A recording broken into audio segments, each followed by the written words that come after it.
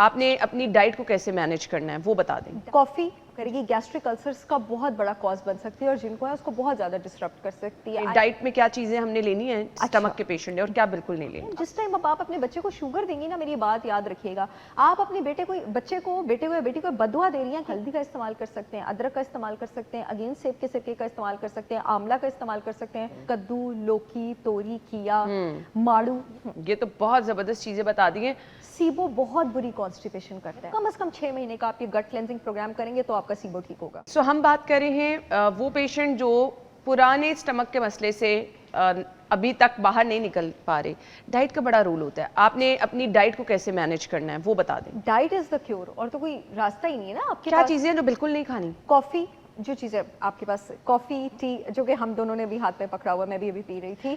Smoking, alcohol, because یہ facts ہیں society کے, لوگ کنزیوم تو کرتے ہیں نا. آپ کے پاس junk food, fried food, sugar, جو بھی چیزیں انفلیمیشن کرتی ہیں. ابھی ہم آگے چلتے ہیں, مجھے یہ بتا دیں کافی کیا بہت تیزابیت کرتی ہے؟ خالی پیٹ اسٹمک کے پیشنٹ کو نہیں لینی؟ بہت زیادہ پرابلم کرے گی, بہت زیادہ پرابلم کرے گی. گیسٹرک السرز کا بہت بڑا کاز بن سکتی ہے اور جن کو ہے اس کو بہت زیادہ ڈسٹرپٹ کر سکتی ہے. آئی نو, آئی لو کافی, آئی لیو فار کافی, لیکن جن لوگوں کو ہے انفارچونیٹلی وہ لوگ نہیں لے سکتے. مجھے پتہ ہے اس کو چھوڑنا آسان نہیں ہے, آسان نہیں ہوتا, بٹ کچھ لوگوں کو نا, اب میں اکثر ایسے ہوتا ہے کافی پیوں مجھے ایسے لگتا ہے بالکل آپ ایکٹیو ہو گئے, تو کچھ لوگوں کا تو بالکل اس کے بغیر گزارا نہیں ہے. آلٹرنیٹ کیا ہے؟ میں نا پھر یہی اپنے کلائنٹس کو کہتی ہوں کہ اینیمل ڈیری تو آپ نہ لیں, اوٹ ملک لے لیں, آلمنڈ ملک لے لیں, اس کے 1 یا 2 ٹیبل سپون ڈالیں اور آہستہ آہستہ اپنے آپ کو بھی آف کریں. صحیح.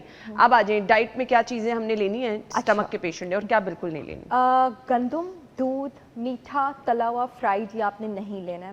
2-3 مہینے کے لیے نا بڑی سمپل ڈائٹ پہ چل جائیں, ایسی ڈائٹ جس کو انٹسٹائنل سیلز بڑا ایزیلی ایبزارب کر لیں.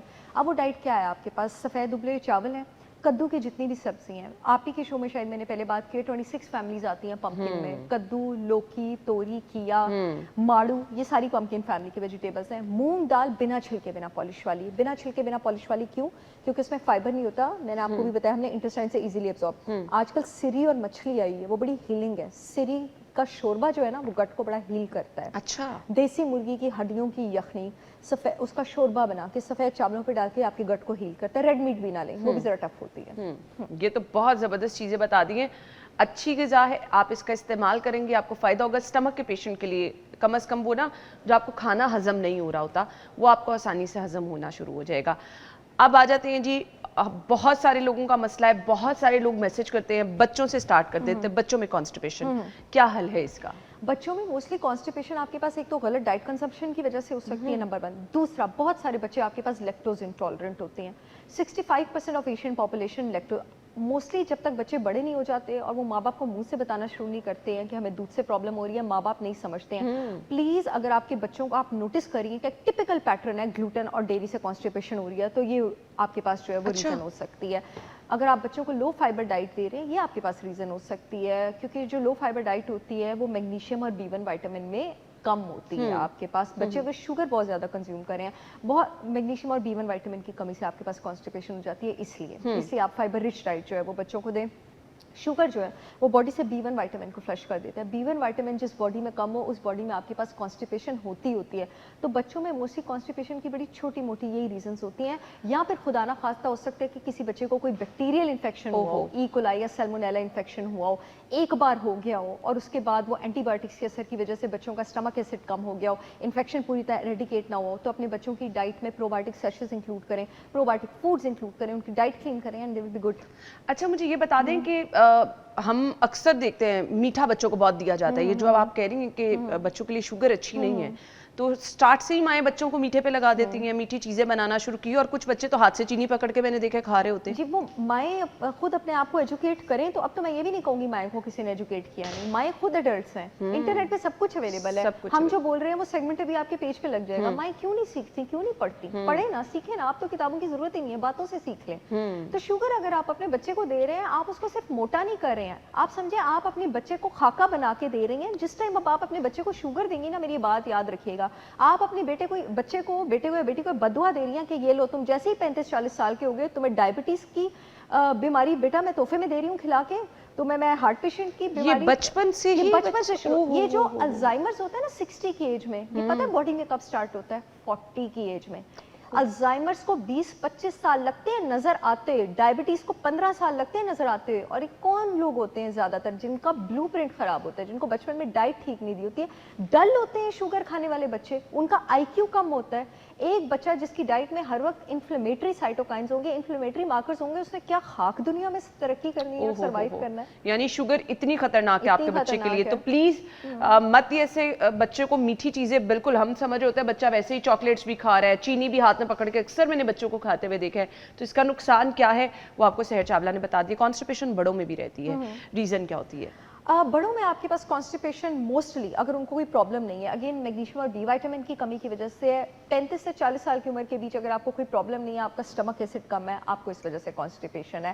40 سال کے بعد اگر آپ کو اور کوئی پرابلم نہیں ہے اور اس کے ساتھ ساتھ آپ کا جو اسٹول ہے وہ بھی تھوڑا ٹوٹ کے آنا شروع ہو گیا، باڈی میں تھوڑی گرمی بھی فیل ہوتی ہے، ہو سکتا ہے آپ کو ڈائجسٹو جوس بائل کی کمی ہو. بائل کی فلو انکریز کرنے کے لیے آپ ہلدی کا استعمال کر سکتے ہیں، ادرک کا استعمال کر سکتے ہیں، اگین سیب کے سرکے کا استعمال کر سکتے ہیں، آملہ کا استعمال کر سکتے ہیں، ترفلا کا استعمال کر سکتے ہیں، سونجڑا کا استعمال کر سکتے ہیں، سونف کا استعمال کر سکتے ہیں. اگین اپنی باڈی کو کسی ہرب کا عادی نہیں بنانا ہے.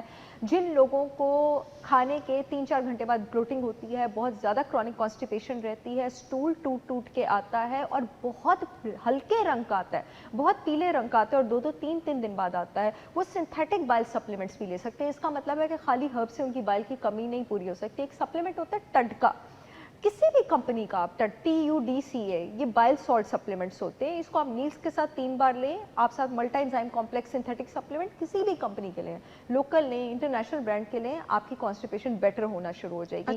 اچھا بہت سارے لوگوں کو کانسٹیپیشن آنا سیبو کی وجہ سے ہوتی ہے. اب ایسے لوگوں میں ہائی فائبر ڈائٹ کام نہیں آتی. سیبو ہوتا ہے آپ کے پاس small intestinal bacterial over growth. آپ کے پاس چھوٹی آنت کا کام ہوتا ہے 90% کھانا ڈائجسٹ کرنا، بڑی آنت میں بیکٹیریا بیٹھا ہوتا ہے، اس کا کام ہوتا ہے اس کھانے کی فرمنٹیشن کرنا. کچھ لوگوں میں بڑی آنت کا بیکٹیریا مائگریٹ کر کے because of bad eating habits چھوٹی آنت میں آ جاتا ہے. اس کنڈیشن کو سیبو کہا جاتا ہے. سیبو بہت بری کانسٹیپیشن کرتا ہے. اب آپ کیسے پہچانیں گے کہ آپ کو سیبو ہے؟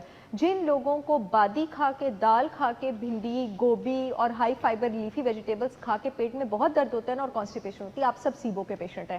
اب جن لوگوں کو سیبو کی وجہ سے کانسٹیپیشن ہے، آپ کا کیا علاج ہے؟ آپ لوگ چلے جائیں گے بالکل کارنیور ڈائٹ پہ. آپ نے گوشت کھانا ہے، آپ نے مچھلی کھانی ہے، اگین آپ نے سفید چاول لینے ہیں، اس کے ساتھ آپ نے ملٹا انزائم کمپلیکس لینا ہے، آپ نے ٹٹکا لینا ہے، جو ہربز میں نے بتائی ہیں آپ نے وہ لینی ہے. کم از کم 6 مہینے کا آپ یہ گٹ کلینزنگ پروگرام کریں گے تو آپ کا سیبو ٹھیک ہوگا. زبردست. دیکھیے کتنا آسان حل بتا دیا. اچھا میں نے لوگوں کو کانسٹیپیشن سے بہت برے پائلز کے ایشو تک جاتے دیکھا ہے. تو اگر اب کوئی پائلز تک پہنچ گیا ہے اس نے کیا کرنا ہے؟ کانسٹیپیشن خدا نہ خواستہ بہت کرونک ہو تو وہ کولن کینسر تک بھی پہنچ جاتی ہے. یہ تو کانسٹیپیشن کو اگر آپ ٹریٹ نہ کریں وہ 50-55 سال میں کولن کینسر میں تبدیل ہو جاتی ہے. جن لوگوں اچھا پائلز والے پیشنٹ، آپ نے تھینک یو آپ نے سوال پوچھا. پائلز والے پیشنٹ ایک بہت بڑی غلطی کرتے ہیں، وہ ہائی فائبر ڈائٹ لینا شروع کر دیتے ہیں. پائلز والے بھی ہائی فائبر نہ لیں، اکثر اس کی وجہ سے بلیڈنگ سٹارٹ ہو جاتی ہے بواسیر میں، پائلز میں. تو آپ نے بھی وہ جو میں نے لو فوڈ میپ والی ڈائٹ بتائی ہے نا، لو فائبر والی ڈائٹ، آپ کی ہیلنگ کے 2 فیزز ہوتے ہیں پائلز والے کے. فیز 1 وہ بھی پہلے 3 مہینے چلتا ہے. اچھا میں بتا دوں کہ گٹ کا آپ کو کوئی بھی پرابلم ہونا، گٹ لائننگ ہیل ہونا شروع ہونے میں 90 دن لگتے ہیں. یہ حوصلے اور صبر والا کام ہے نہ. آپ ایک دن میں بیمار ہوئے تھے تو آپ ایک دن میں ٹھیک بھی نہیں ہو سکتے، ٹائم لگتا ہے گٹ لائننگ ہیل ہونے میں یا کسی بھی ہارمون کو ٹھیک ہونے میں. تو آپ نے اگین لو فائبر ڈائٹ پہ رہنا ہے. پائلز والے پیشنٹ نے پرو بایوٹکس لینے ہیں، ملٹا انزائمس لینے ہیں. پائلز والے پیشنٹ نے سیب کا سرکہ لینا ہے. اپنے وائٹامن ڈی لیولز کا خیال رکھنا ہے کیونکہ ایسے پیشنٹس کی باڈی میں انفلیمیشن بہت بڑھ چکی ہوتی ہے، پرابلم کرونک ہوتا ہے. کاڈ لیور آئل کے سپلیمنٹس ان کو بہت ہیلپ کرتے ہیں. وہ وائٹامن ای ڈی میں رچ ہوتے ہیں، اومیگا 3 فیٹی ایسڈز میں رچ ہوتے ہیں. زنک کارنوسین ایک بڑا ہیلپ فل سپلیمنٹ ہے پائلز کے پیشنٹ میں.